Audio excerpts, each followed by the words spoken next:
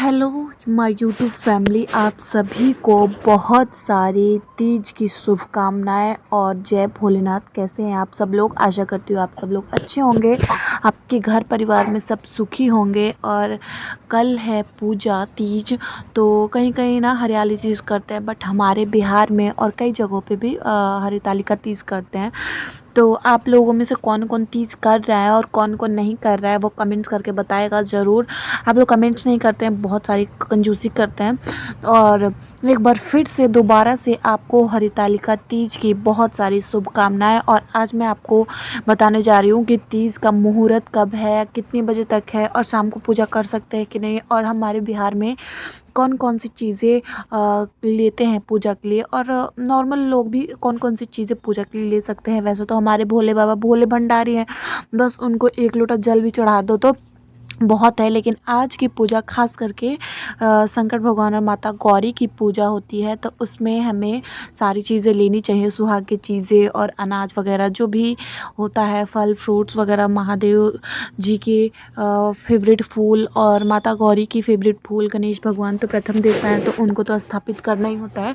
कोई भी पूजा होती है तो वो तो स्थापित उनको करेंगे ही।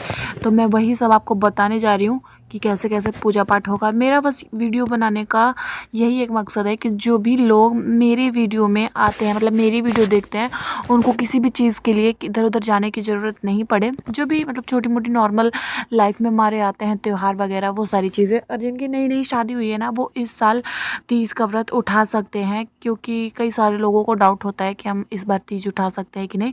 तो उठा सकते हैं और खूब सारा सजिएगा, संवरिएगा, 16 श्रृंगार करिएगा और बहुत ही प्यारे से। और ना शंकर भगवान को ना खुला जगह पसंद है, तो जितना अगर आपके वहाँ पे स्पेस होगा ना, तो आप खुले में ही शंकर भगवान का रखिएगा।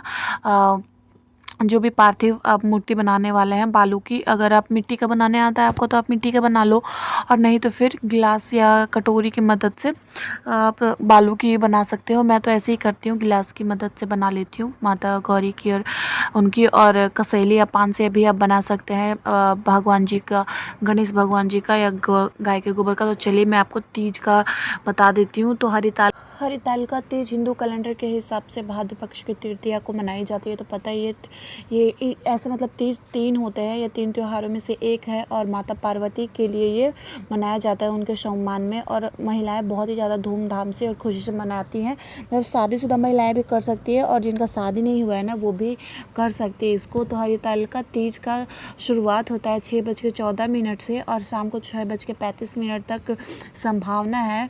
और इसका जो होगा ना मुहूर्त, वो 8:39 से चंद्र अस्त शाम को 8:26 तक होने का उम्मीद है। तृतीया तिथि 5 तारीख को दोपहर 12:21 से शुरू होगा, और तीज के दिन मतलब 6 तारीख को 3:01 में समाप्त हो जाएगा। इसके अलावा अप्रातः काल हरितालिका तीज का मतलब मुहूर्त है 6:14 से 8:42 तक सुबह जो पूजा करते हैं उनके लिए। जबकि प्रदोष काल में हरितालिका तीज का मुहूर्त 6:35 से लेके और 3:01 तक है। आप कर सकते हैं पूजा शाम को भी, क्योंकि जो ये शाम को ही अच्छा भी लगता है, और शाम को ही करते हैं सब लोग। तो आप शाम को भी कर सकते हैं, इसमें कोई वो नहीं है कि आपको सुबह ही करना है। मर्जी के जो आने जाने वाले कहीं लोग होते हैं ड्यूटी वगैरह करने वाले, उनके लिए है। तो आप शाम को भी बहुत ही खुशी से पूजा कर सकते हो, 3 बजे के बाद पारण कर सकते हैं। हिंदू पौराणिक कथाओं के अनुसार इस दिन ना माता रानी के मतलब पति जब शादी हो रहा था, तो उनकी शादी विष्णु भगवान से हो रही थी, और उनको शादी करना था शंकर भगवान से। इसलिए उन्होंने क्या किया था कि अपनी सहेलियों से अपना अपहरण करवा लिया था, और इसके बाद जंगलों में जाकर ढेर सारी पूजा की थी शंकर भगवान की। और इसके बाद उनको शंकर भगवान पति के रूप में प्राप्त हुए थे, तो इसलिए मतलब सहेलियों द्वारा उनका हरण किया गया था, इसलिए इसको हरितालिका तीज भी कहा जाता है।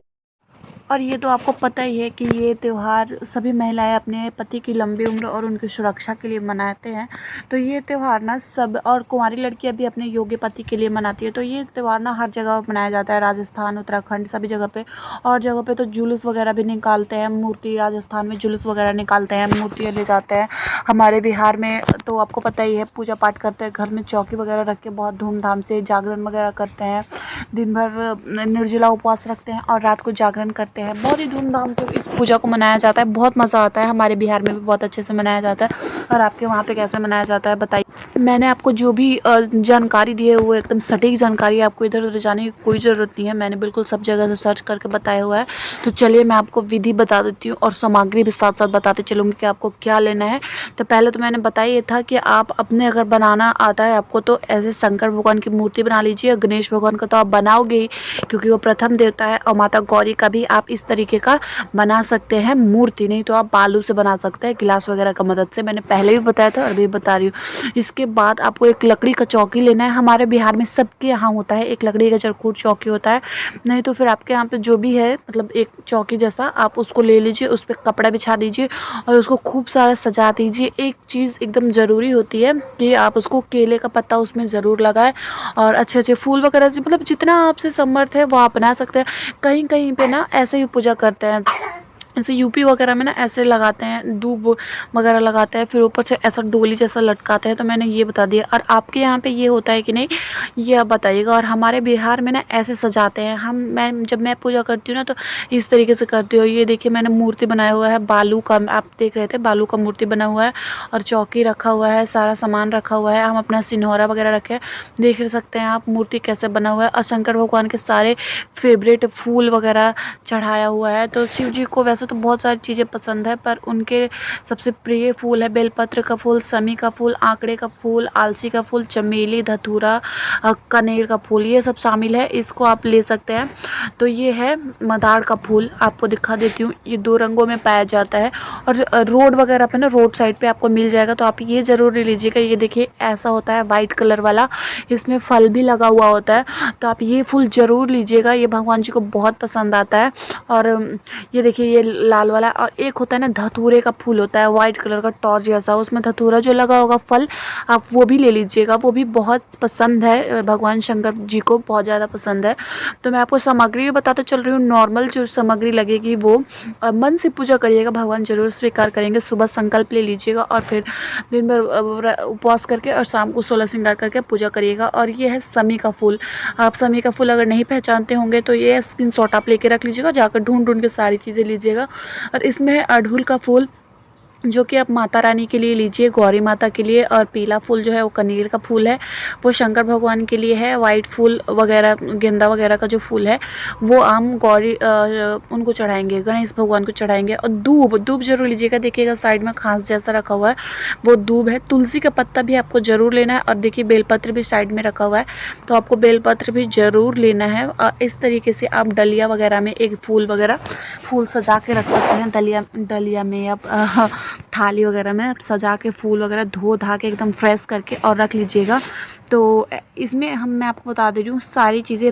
रेड कलर का फूल ले लीजिएगा, पीले कलर का फूल ले लीजिएगा, वाइट कलर का फूल ले लीजिएगा, तीनों भगवान जी का फेवरेट फूल है। और दूब ले लीजिएगा, क्योंकि दूब के बिना पूजा नहीं हो सकती है। और अगर आपके आसपास में बेलपत्र है तो बेल का पेड़, अभी बरसात के दिनों में बेल फरा हुआ भी रहता है, तो एक आध को जो फर होता है ना वो आप ले लीजिएगा। मैं थोड़ा मगहिया टोनिंग भी आ जा रहा है इसमें, तो वो ले लीजिएगा। और बेल का पत्ता ज़रूर लीजिएगा, क्योंकि शंकर भगवान का पूजा है, तो शंकर भगवान को बेल ना बहुत ज़्यादा पसंद है, बहुत ज़्यादा। शंकर भगवान बिना बेल के खैबे नहीं करते हैं, तो आप बेल का ले लीजिएगा। और हमारे बिहार में तो सब बेल के कोनो ऐसा गाँव में जगह नहीं, कोई ऐसा गाँव नहीं होगा जिसमें बेल नहीं होगा। तो आपके वहाँ पे है कि नहीं? हरियाणा में भी है, यहाँ पर मंदिर में है, हमारे यहाँ पे बहुत सारा रहता है। तो बेल ले लेना, बेल पत्र ले लेना है और फ्रूट्स ले लेना है, जो आपके मतलब हिसाब से आपको जो मिलता है। हमारे घर पे तो फ्रूट्स का पेड़ है, अमरूद वगैरह का भी पेड़ होता है, तो हम उसमें से भी ले लेते हैं। और मार्केट से अगर आपको कुछ नहीं मिल रहा है ना तो इतना टेंशन मत उठाइएगा, सीधा सेव और केला लीजिएगा। और भादों का जो भी त्यौहार होता है ना उसमें खीरा बहुत इंपॉर्टेंट होता है। कटा हुआ खीरा मत लीजिएगा, मैं इसलिए कटा हुआ खीरा भी आपको काट के मत लीजिएगा, एकदम समूचा खीरा लेना है आपको, बेशक छोटा रहे तो कोई बात नहीं। और फिर उस हर त्यौहार में ना काजल बनाते हैं खीरा से यहाँ पे, तो वो इसलिए आपको खीरा समूचा लेना है। एकदम फ्रेश खीरा ले लीजिएगा, 5-10 रुपये में आपको मिल जाएगा, याद करके ले लीजिएगा। और चना, मैं पिक डालना भूल गई थी, चना भी आपको लेना है फुला के। चना भी लगता है, आप एक दिन पहले चना फूलने के लिए डाल दीजिएगा। ये वाला भी चीज़ आपको ज़रूर चाहिए। पंचामृत वगैरह पूजा का सामान जो भी होता है वो सब भी आपको लेना है। बाकी खीरा एकदम इम्पॉर्टेंट है। और सारी चीज़ों को एक थाल में लगा लीजिएगा आप, और इसके बाद सब कुछ एक जगह जमा कर लीजिएगा, क्योंकि बार बार पूजा में उठना नहीं चाहिए। और यहाँ पे ना कोई देता भी नहीं है ला के, तो बहुत परेशानी हो जाती है। और इसमें मैंने आपको पूजा की सारी चीज़ें रख दी है, रोड़ी, सिंदूर, धूप, कपूर, अगरबत्ती, माचिस और भांग, धतूरा, जितनी भी चीज़ें, लौंग, इलायची, शहद वगैरह पंचामृत बनाने के लिए, और गणेश जी बनाने के लिए पान का पत्ता, और कसैली और चंदन, और थाली अगर आप लेना चाहते हैं तो ले सकते हैं। हरितालिका व्रत कथा का किताब, ये बहुत इंपॉर्टेंट है, इसलिए मैं आपको नारियल अगर आप चढ़ाना चाहती हैं तो आप ले सकती हैं, नारियल भी। शहद वगैरह ले लीजिएगा पंचामृत बनाने के लिए, और बढ़िया से एकदम सजा हो जाएगा थाली में रख के, और ले लीजिएगा। अगर आप ज़्यादा तामझाम नहीं करना चाहती हैं तो वो एक जो 3-4 वाला आता है ना, उसमें सारा पूजा का सामान होता है, वो आप कर लीजिएगा। मैं हर साल बहुत ज़्यादा तामझाम कर देती, पर इस साल शायद नहीं हो पाएगा क्योंकि मेरे पास बाबू है, तो इसलिए आप इस प्रकार से करके दिया वगैरह भी जला सकती है, रात को जागरण भी कर सकती है, गाना वगैरह बजा सकती हैं। ये सब भी आप ज़रूर करिएगा अगर आप समर्थ है तो। और ये है पीस दान करने की चीज़ें हैं, और दान आपको दूसरे दिन करना है, जब आप नहा वहा के और दान का सामान छू के इसके बाद पारण करके तब दान करिएगा। तो उसके लिए है गेहूँ वगैरह है, और प्रसाद जो आपने चढ़ाया था वो पीस वगैरह, सिंदूर विंदूर सब रखा हुआ है, दान का चीज़ है। और ये है श्रृंगार का पूजा का थाली, हरिताल का तेज श्रृंगार और पूजा का थाली। जब आप श्रृंगार चढ़ाइएगा माता रानी को, और फिर वो वाला श्रृंगार ना आप कर लीजिएगा। और दान के लिए तो मैंने देने के लिए आपको दिखाई दिया, तो ये सारी श्रृंगार माता रानी को आप एक एक चीज़ चढ़ा दीजिएगा, सिंदूर, बिंदी, चूड़ी वगैरह सब। और इसके बाद थोड़ा माता रानी को लगा के और फिर आप पहन सकते हैं उसको, तो आप अच्छे से सारा श्रृंगार ले लीजिएगा। वैसे तो अगर आप अकेली हैं तो आप अकेले भी करना पड़ेगा आपको, नहीं तो अगर आप ग्रुप में हैं पूजा करेंगे ना तो बहुत मज़ा आएगा। गीत वगैरह सब गाइए, और मेहंदी एक दिन पहले लगा लीजिएगा आप, क्योंकि मेरे पास टाइम नहीं है, और देखती हूँ अगर मेरे को टाइम मिलेगा ना तो मैं भी लगा लूँगी, लेकिन आप ज़रूर लगा लीजिएगा और बहुत अच्छे से तैयार हो जाइएगा, और सारी चीज़ें लेके और बैठ के माता रानी की खूब मन से पूजा करिएगा। इस तरीके से आप सारी चीज़ें ऐसे चौकी पर रख लीजिएगा। कलश आपको 2 लेना पड़ेगा, एक कलश बनाना पड़ता है, उसमें चावल और चावल और क्या बोलते हैं कसैली वगैरह डाल के एक बनाना पड़ेगा, और एक पूजा करना पड़ेगा।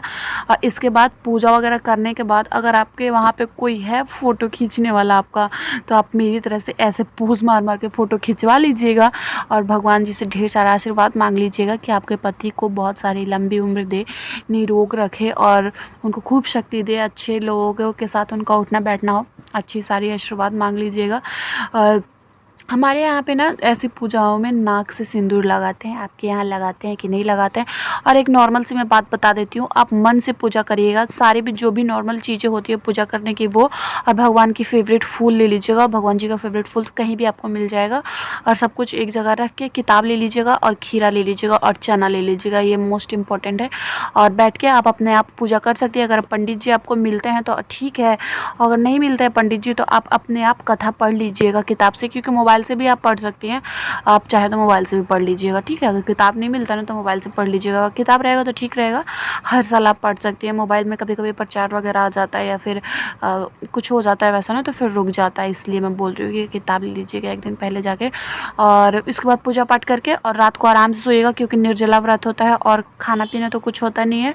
और सुबह उठने के बाद जो मैंने आपको दिखाया है सीधा का थाली, वो छू लीजिएगा, मतलब उठने के बाद नहा धोआ के पूजा वगैरह करके भगवान जी का जो वस्त्र चढ़ाइएगा उसमें से थोड़ा सा फाड़ लीजिएगा, खाना पीना खा लीजिएगा, बस। तब तक के लिए बाय।